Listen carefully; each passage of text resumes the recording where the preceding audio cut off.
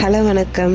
இன்றைக்கி நம்ம சேனலில் மீன் குழம்பு கிராமத்து ஸ்டைலில் எப்படி அருமையாக வைக்க போகிறது அப்படின்னு தான் பார்க்க போகிறோம்.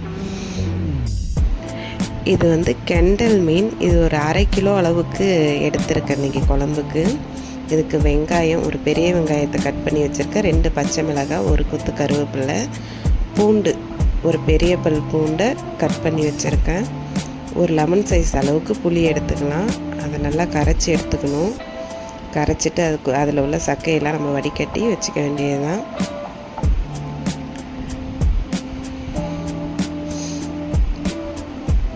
இப்போ வடிகட்டியாச்சு. இது கூட குழம்பு மிளகாத்தூள் உங்கள் காரத்துக்கு தகுந்த மாதிரி, ஒரு தக்காளியை எப்படி நம்ம கரைக்கிறப்ப இந்த மாதிரி கட் பண்ணி உள்ளே ஏதாவது பூச்சி கிச்சி இருக்கான்னு எப்போதுமே நம்ம செக் பண்ணிக்கணும். அப்படியே போட்டு கரைச்சிடக்கூடாது.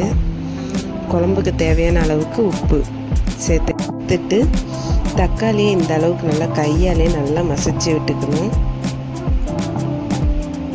நம்ம தக்காளியை கையாலே மசிக்கிறப்ப நல்ல டேஸ்ட்டு கொடுக்கும் குழம்புக்கு.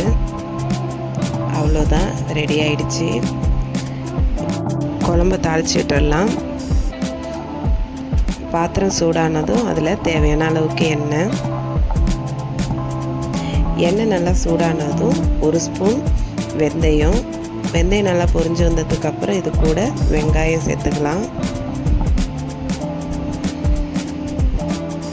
2 பச்சை மிளகாய் நம்ம கட் பண்ணி வச்சுருந்தோம் இல்லையா, அதையும் சேர்த்துக்கலாம். கருவேப்பிலை, பூண்டு, இது எல்லாத்தையும் நல்லா சேர்த்துட்டு எல்லாம் நல்லா வதங்கி வரணும்.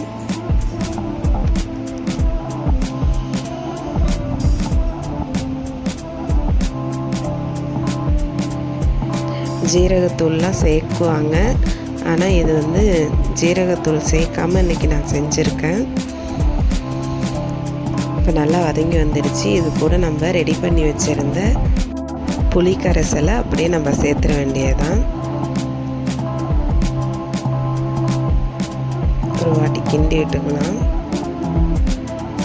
அவ்வளோதான், இதை அப்படியே விட்டுறணும். குழம்பு நல்லா கொதித்து வரணும். பாருங்கள், கொதிக்க ஆரம்பிச்சிடுச்சு.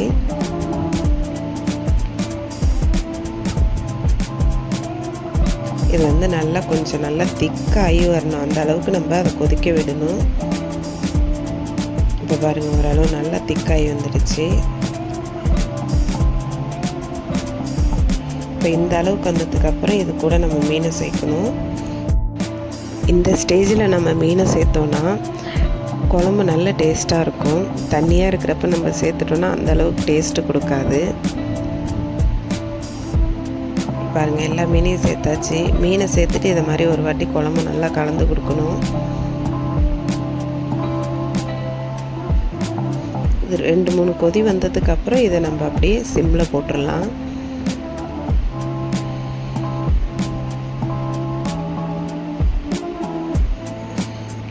நான் மேலே 1 ஸ்பூன் ஆயில் ஊற்றிக்கிறேன். இப்போ பாருங்கள், ஒரு 5 நிமிஷம் சிம்மில் போட்டு குழம்பு இறக்கியாச்சு. பாருங்கள், எவ்வளோ சூப்பராக எண்ணெய்லாம் பிரிஞ்சு ரெடியாகி வந்திருக்கு. பாருங்கள், டேஸ்ட்டும் அவ்வளோ சூப்பராக இருந்துச்சு. மீன் குழம்பு வைக்க தெரியாதவங்க கூட இதை மாதிரி ட்ரை பண்ணி பார்த்தீங்கன்னா சூப்பராக வரும். அவ்வளோதான் ஃப்ரெண்ட்ஸ், சூப்பரான மீன் குழம்பு கிராமத்து ஸ்டைலில் ரெடி ஆகிடுச்சு. நீங்களும் ட்ரை பண்ணி பாருங்கள். உங்களுக்கு எப்படி மீன் குழம்பு வந்ததுன்னு கமெண்ட் பண்ணுங்கள். வீடியோ பிடிச்சிருந்ததுன்னா ஷேர் பண்ணுங்கள். மறக்காமல் நம்ம சேனலை சப்ஸ்கிரைப் பண்ணுங்கள். இதை மாதிரி இன்னும் நிறைய வீடியோஸ் வரும். தேங்க்யூ.